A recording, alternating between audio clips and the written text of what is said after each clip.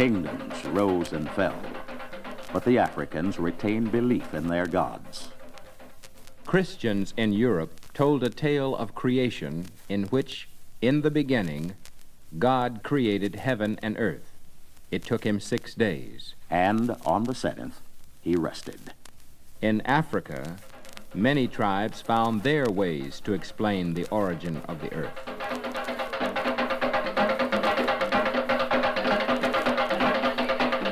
The Yoruba say that at first the world was all swamp and marsh, and sometimes the gods came down from the sky on spiders' webs to play.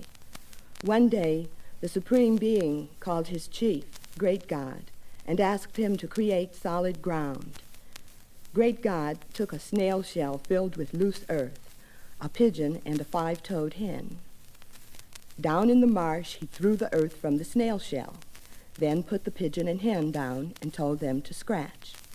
Soon they had covered most of the marsh, and solid ground was formed. The Supreme Being sent a chameleon to inspect the work. The job took the African god 4 days, and he reserved the 5th for worship of him. Uagadu Bida, the serpent god, was dead, and Ghana was no more. But another great empire was rising, an empire as large as the whole of Western Europe. With it rose a hero of the Mandingo people, a hero whose name would live on in legend as part of the heritage of West Africa.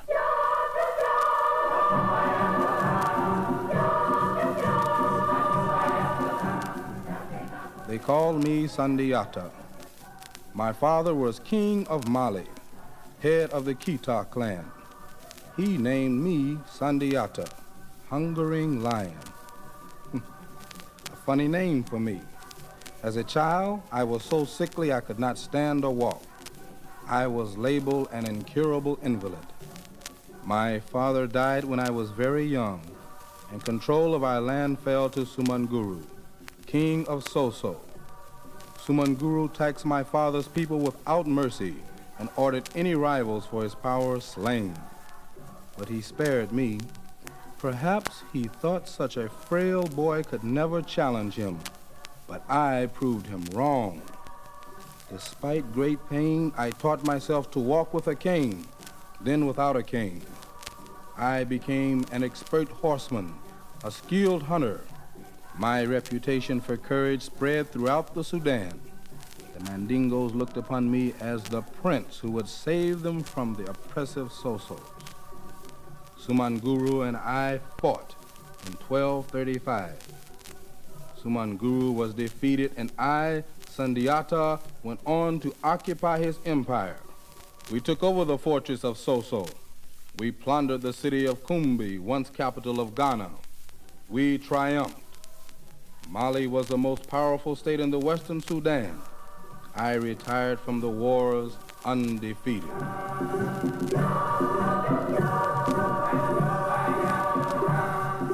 Sundiata and his followers worked hard for years to build Mali into a wealthy territory. In time, the gold mines of Wangara meant riches for Mali, just as they once had for Ghana. Sundiata died a hero, a West African folk character remembered to this day in dances, songs, and epic poems. His people lived on under the rule of emperors who took the proud title Mansa. They were religious men, these rulers who were to lead Mali to her days of glory. But one ruler was the greatest and most religious of all. He was to bring a power and prestige to his homeland that would send his name down in history as the most famous ruler in the Western Sudan.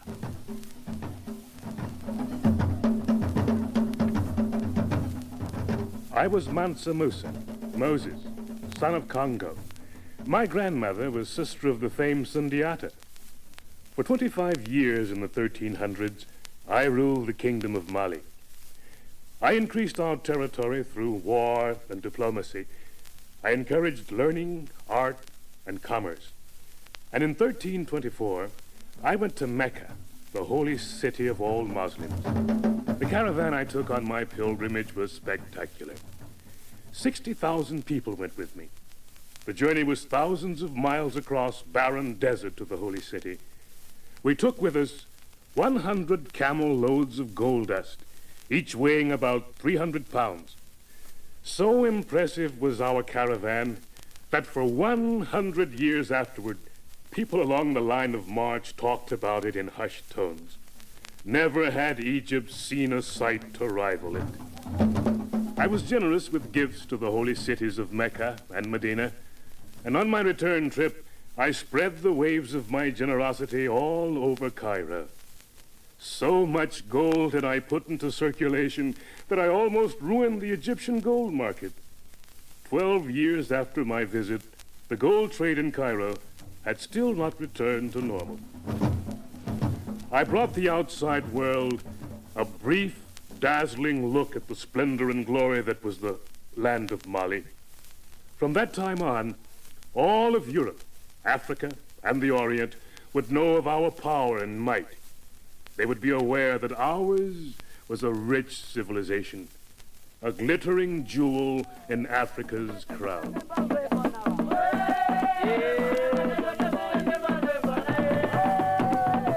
Mali rose to even greater heights. Each of its provinces had officials appointed by the Mansa. So well governed and well policed were these areas that merchants with caravans of goods traveled freely through them with no thought of robbers. Mali was a land of plenty. Her women, an Arab visitor wrote, of surpassing beauty. There was rich commercial trade in gold and salt. Every city and village had wood carvers, silversmiths, goldsmiths, coppersmiths, blacksmiths, weavers, tanners, dyers. A visiting historian wrote, Egyptians came there in numerous caravans every year. In Mali itself, these foreigners had an influence which was all the greater since the Mansa drew large tax revenues from them. Thriving cities lent luster to the glory of Mali. There was the capital, Niani, the great metropole of the western Sudan, Walata, gateway to the Sudan for trans-Sahara caravans, Gao, farther inland on the Niger River, and the magnificent Timbuktu, which grew from a tiny group of tents to a city famous throughout the 15th century world for its commerce and learning. It was a city where judges, doctors, and clerics thrived. Books were in demand. A city of scholars whose university was one of the most famous in the world. Culture flourished in Timbuktu while Europe thrashed in the agony of the 100 Years' War. In 1332, Mansa Musa died. He had brought to the western Sudan the century of Musa. Many years later, an atlas drawn for Charles V, King of France, showed a drawing of a black man wearing regal robes, a crown, and carrying a scepter in one hand, a gold nugget in the other. The inscription read, This Negro Lord is called Musa Mele, Lord of the Negroes. So abundant is the gold which is found in his country that he is the richest and most noble king of all the land.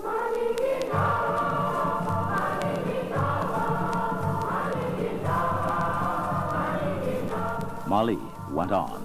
Art and architecture advanced. Flat-roofed houses were built in Gao and Timbuktu. But the end was beginning. Timbuktu was captured and set on fire. The two Sangay princes escaped to their home and founded a new Sangay dynasty in Gao. It grew stronger as Mali weakened. Late in the 1400s, Sangay's strength grew greater than Mali's. Desperate to hold their position of power, Malians attempted without success to ally with the Portuguese. For 200 more years, Mali continued to exist, but her days of glory were over. Her power had faded, never to return.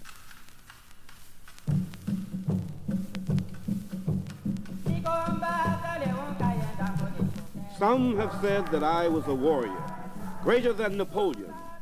My name is Suni Alibert. My empire, Sangay. My conquests, many. First, the great city of Timbuktu with its university and its scholars. We captured it, we plundered it, and we slew hundreds of its inhabitants. Historians describe me as a master tyrant, a great warrior, a greater than Napoleon. My name is Suni Alibert. My empire, Sangay. My conquests, many. First, the great city of Timbuktu with its university and its scholars. We captured it, we plundered it, and we slew hundreds of its inhabitants. a scoundrel. They complained of my cruelty to Muslim scholars of Timbuktu. But my people looked upon me as the Most High. I turned my attention to the great city of Jenny, with its thousands of university teachers and its medical centers.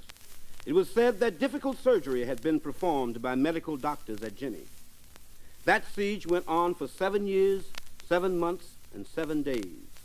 Eventually, exhausted and on the brink of starvation, we triumphed. To seal a bond between victor and the vanquished, I married the Queen Mother of Jenny, mother of the young king. I invited him to sit beside me on the throne. It marked the beginning of the supremacy of Sangha.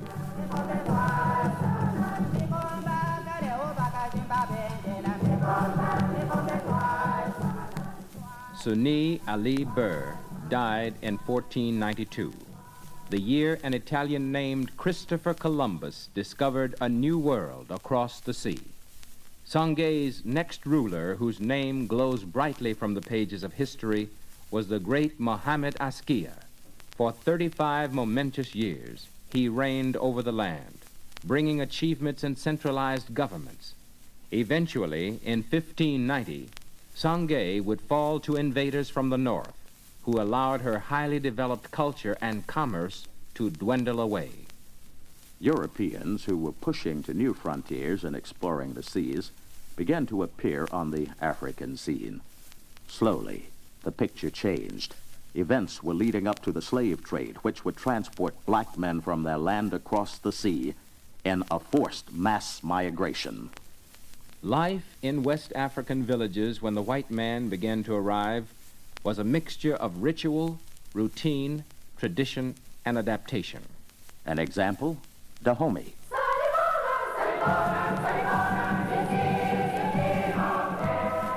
In Dahomey, the king was absolute ruler, but we women were its truly important citizens. We fought, we Amazons, side by side with the men, and were said to be even fiercer and more ruthless in battle. Each official of the government was assigned to a woman called a mother, who watched over his every transaction and reported it to the king. We were permitted to join the ranks of priests to make and inherit money. We could also head families.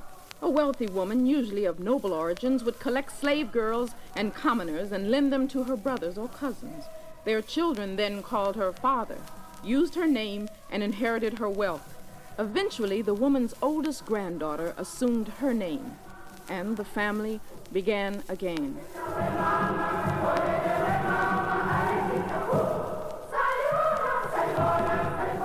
The tradition of cooperation was strong in Dahomey. Worked gangs of young men helped build houses, clear fields, maintain roads. Groups of artisans banded together to buy and share raw materials. Potters fired their work together. Weddings and funerals were paid for by a sort of a group insurance. It was from this land, with its powerful king, its talent for organization, its strong-minded, resourceful women, that so many men and women would be sold into slavery. By 1600, the days of glory for the Western Sudan were over. A Sudanese historian commenting on the fall of Sangha said this: From that moment on, everything changed. Danger took the place of security, poverty of wealth. Peace gave way to violence. Like societies in other parts of the world, Western African societies were marked by human weakness and strength, moments of brilliance and events of tragedy. During the glorious age of civilization in the Sudan, a chief was given this list of instructions from his people. Tell him that we do not wish for greediness. We do not wish that he should curse us. We do not wish that his ears should be hard of hearing. We do not wish that he should call people fools. We do not wish that he should act on his own initiative. We do not wish things done as in Kumasi. We do not wish that it should ever be said, I have no time, I have no time. We do not wish personal abuse. We do not wish personal violence. By any standards, African, European, Oriental, black, white, yellow, or red, thinking such as this represents the highest sort of civilization. In looking back on early life in Africa, we hear echoes of an African poem. It is an old one that fathers have told sons, and those sons told their sons, as I tell it now to you. Mefri Sika, Sika in Gaia so, Mefri in Tama in Gaia so, O Nipa ne Assam. I call gold. Gold is mute. I call cloth. Cloth is mute. It is mankind that matters.